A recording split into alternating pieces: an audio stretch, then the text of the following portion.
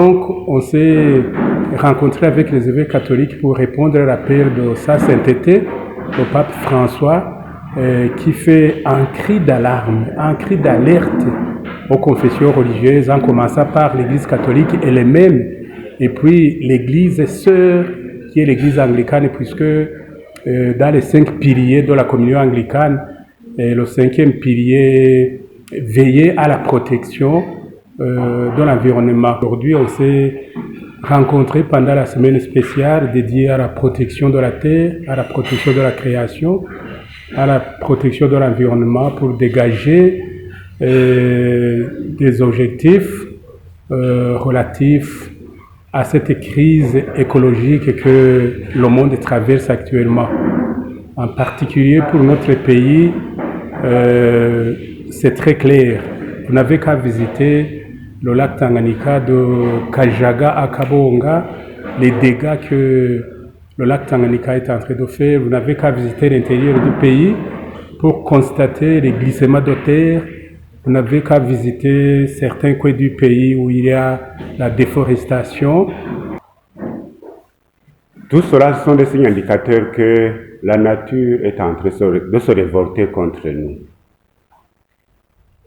Pourquoi cette révolte?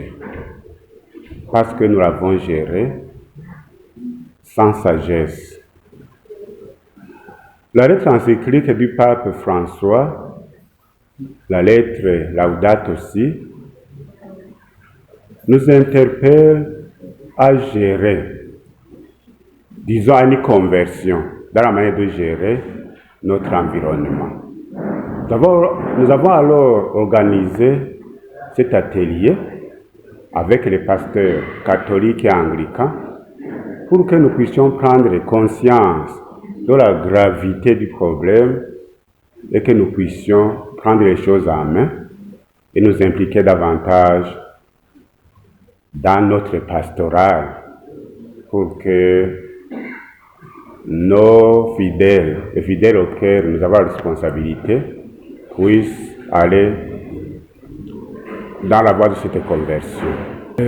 Dès la session d'aujourd'hui, on va faire un plaidoyer consistant à partir de la base, à partir de nos communautés, à travers nos paroisses, pour que chacun soit impliqué à la protection de l'environnement et à la bonne gestion de la terre.